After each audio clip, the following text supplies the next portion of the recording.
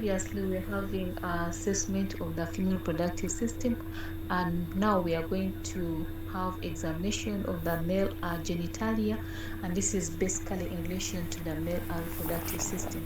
So on our introduction, I want to start by saying how do we position these patients. So patient positioning is very key when you're going to do examinations in the different organs or different areas or different systems. So for the case of the male genitalia, you're going to make this patient either lay down or you make him to stand and ask for permission from them. Don't just tell him, can you lie down or can you stand up without requesting. So you first have to introduce yourself, tell the patient what you're going to do, and request him kindly to either lay down or kindly to stand up for more either exposure of the different areas that you want to assess, or for much more comfort to you and also to the patient. So the inspection of the penis and the groin area is very key, and that's what you're going to do first. And that's why you have to tell the patient either to lay down or to stand up so that these areas can be exposed for you to inspect. And then the sensitive approach, sometimes it is very sensitive to approach these patients, especially when you're going to do this kind of examinations. So ask if the patient can hold his own penis during the inspection, or he will allow you do it. So you have to know some of these sensitive things before you start carrying out the assessment.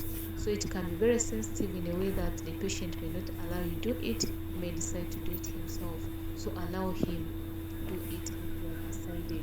So for inspection, as one of the techniques of assessment, you have to know the size, the color, the shape, the presence or the absence of the prepuce, and that is the first skin. Some people might have been circumcised and they don't have the prepuce, but others may not have been circumcised, and you expect that there should be the first skin, but then you see it is not there. Then you start wondering why it's not there. So you have to note all these characteristics that you are seeing or you have observed during the process of inspection.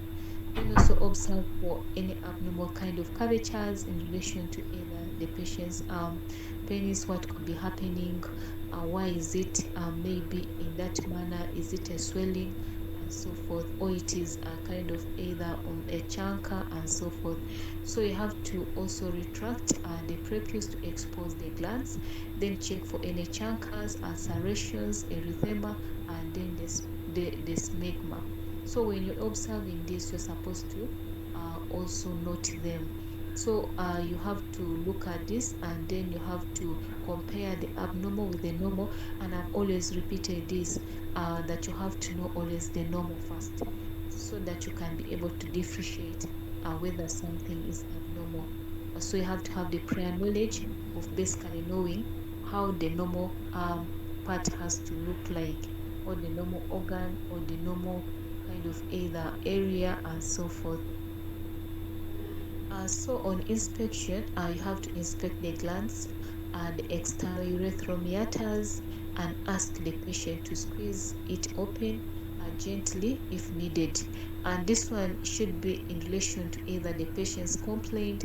If he came and told you that I feel there is some discharge and so forth, then you can tell him maybe to try to squeeze and see, is there really any discharge that is coming out of the glands, or the patient was telling you something else.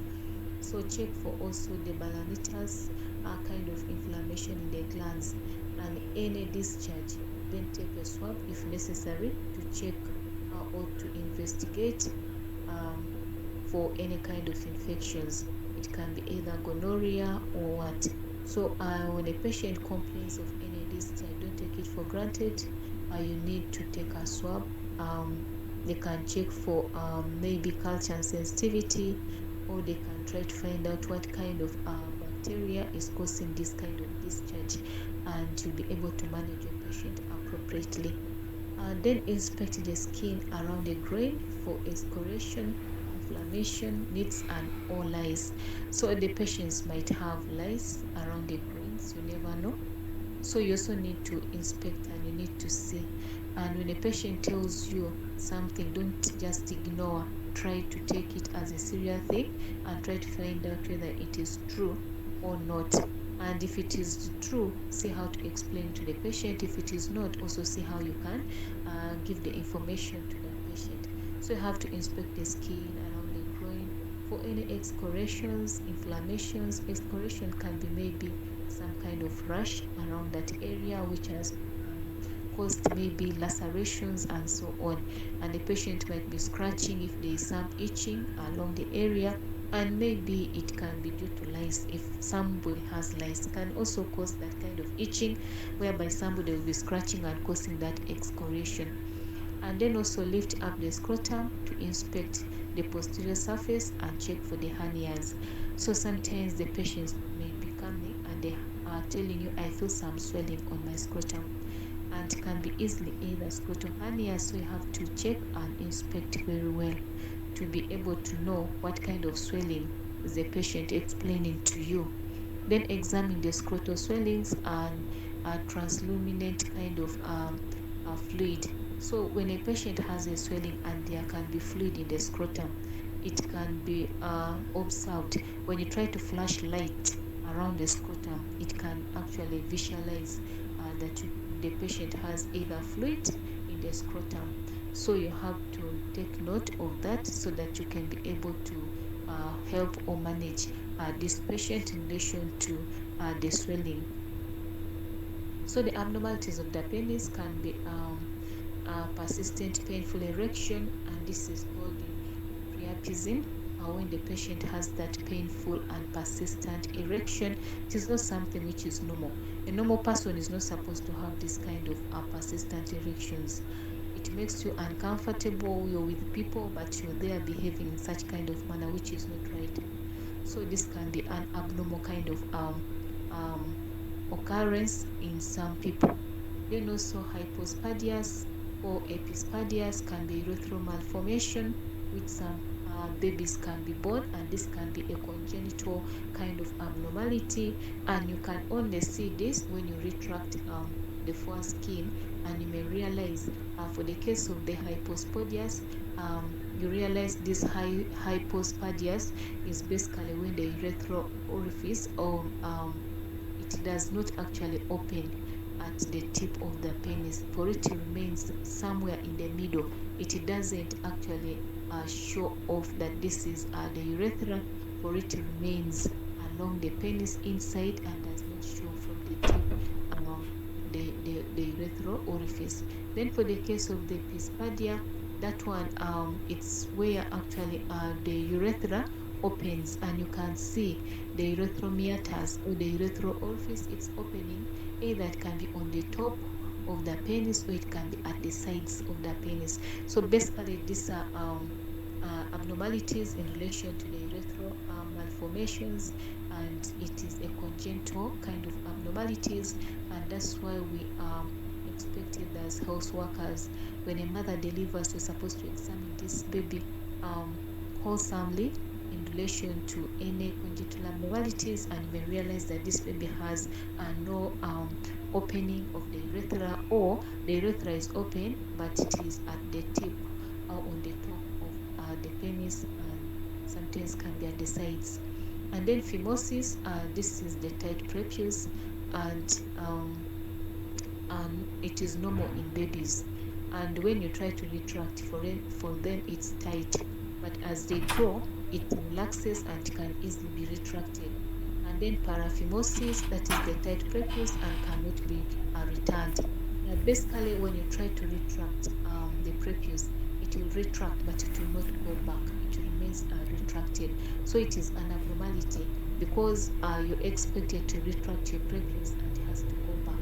When you retract the foreskin, it has to go back, but some people it remains. As you retract, it remains and leaves the tip open, so it is a kind of an abnormality.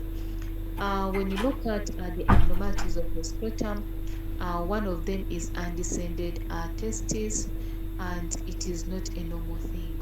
And when it doesn't descend, that means somebody will not be able to produce enough sperms in future to deliver.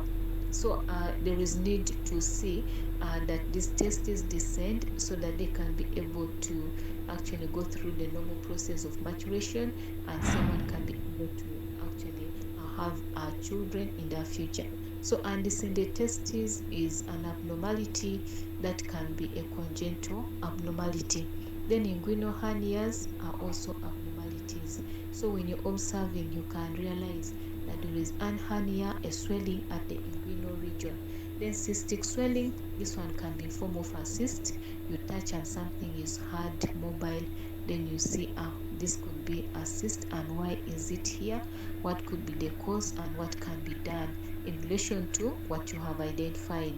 Then varicocele, it's more of a bag of worms feel. You feel some swelling, and it is like either worms inside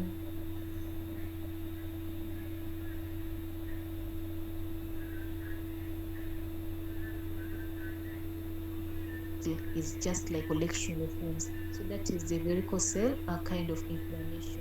So you have to assess your patient, and when you get this kind of observations in palpation and in inspection, you have to note them down so that you can be able to use them for managing your patients. As though there are some other signs of infection that you can be able to see. In case it is syphilis, you may realize that there is a chancre, and sometimes you can realize there is also skin rash, and then pyrexia, and this varies according to the stages. And I believe we very well know that syphilis is in stages. So the different stages of syphilis also have different presentations in our clients. So when they come and they either have a chancre, they have a skin rash, pyrexia, that means that they are in maybe in the first stage, early stage. And when they have those chancres, sometimes they may not know that is actually syphilis. And some of them may end up ignoring, or they may end up fearing to come to the hospital and explain that they are having a chancre in their genitalia, and it can manifest and even can cause a neurological complication in case they are not managed in time. Then gonorrhea, there's painful urination, and men can bear this witness. For those who have ever had gonorrhea, some of them fail to pass urine, and they really feel a lot of pain. And then there can be urethral discharge, and then the rectal kind of symptoms, some pressure around the rectal region. But in most cases, what they feel most is the painful urination and the discharge around the urethra. Then also for the case of the herpes, there's painful blisters. They always feel those blisters around that region. Then maybe there can be itching, and then also inguinal lymphadenopathy. There can be swelling around the inguinal region, and basically on the lymph nodes within that area. Then if they have um, uh, a human papilloma virus, that is HPV infection, they may present with genital warts. And some of us may have seen these mothers coming with genital warts, and the genital warts are basically looking like some small kind of grains. And for them, they actually like on the surface. Even for the case of women, when a woman comes and you see that kind of growth as if they are small kind of grains, you suspect this to be warts, and can be a human papilloma, a virus that has caused the infection. Then also you may look at some women or some men coming with chlamydia. Often it is asymptomatic. You may not actually present with symptoms, the patient may not present with symptoms, but sometimes they can come with lower abdominal pain and a discharge which is foul smelling. And you may be able to differentiate and say this is a chlamydia, and this can cause infertility if it is not well managed. Then palpation, the grain examination for enlarged lymph nodes.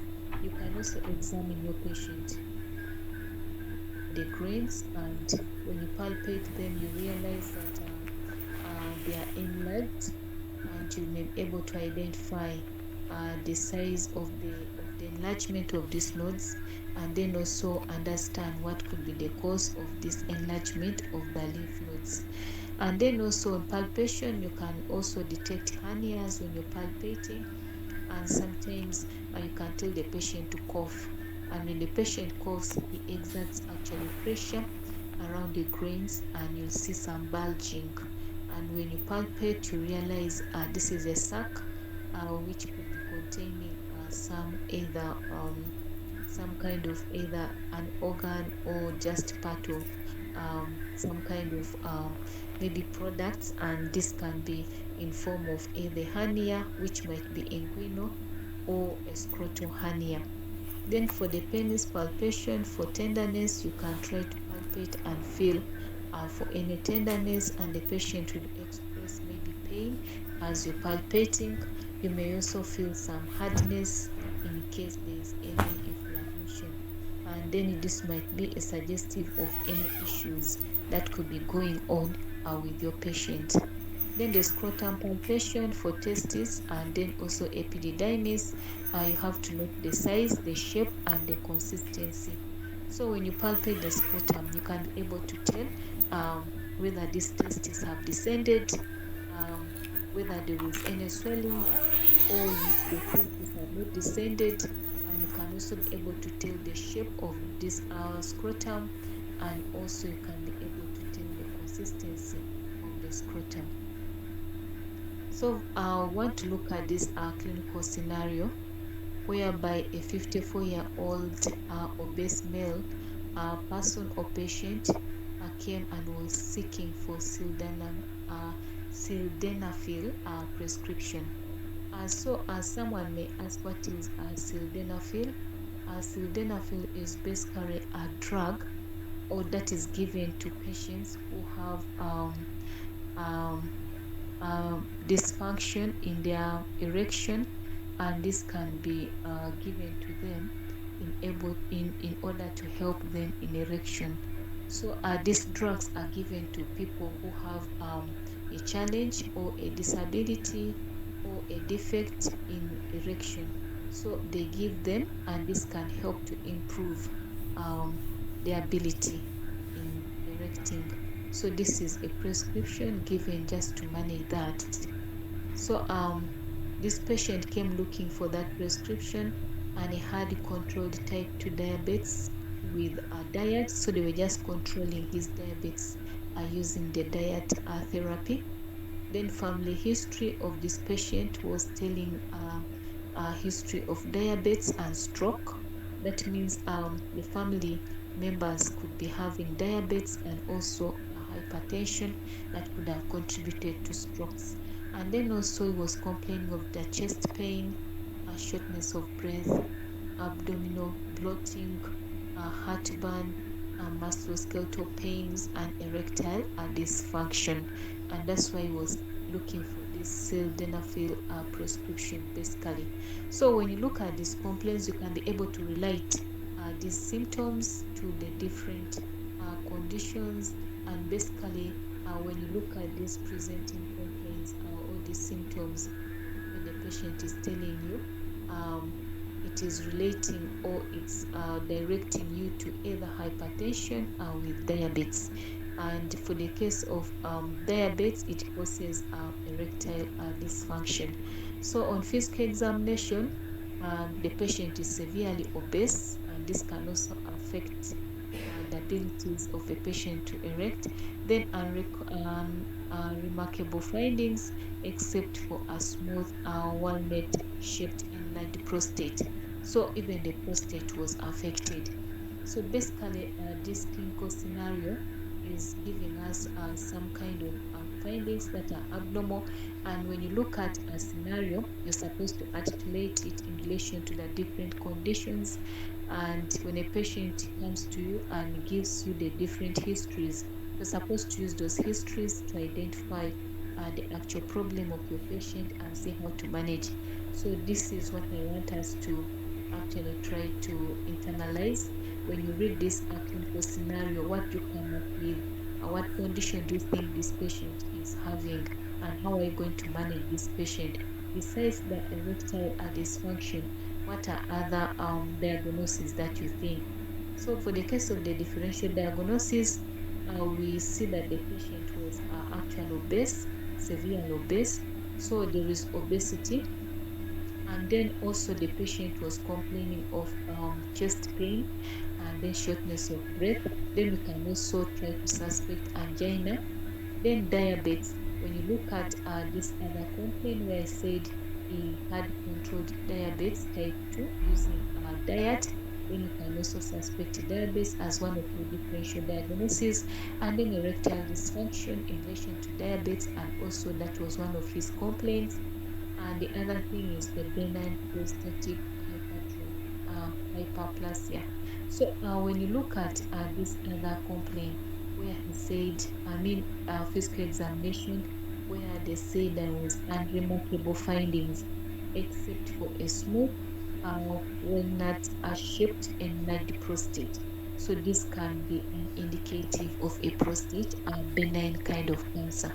So in your assessment, you have to always carry the assessment, try to relate it to different signs and symptoms of different conditions, and this can lead you to understand what your patient is presenting with, and maybe the differential diagnosis that you suspect this patient to be having before you go to investigations to confirm those differential diagnoses. You must be having an idea of what your patient is suffering.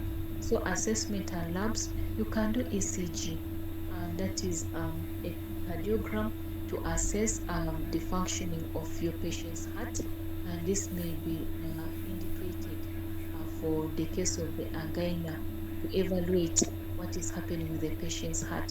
Because when they feel this angina, that means the heart is actually having a problem.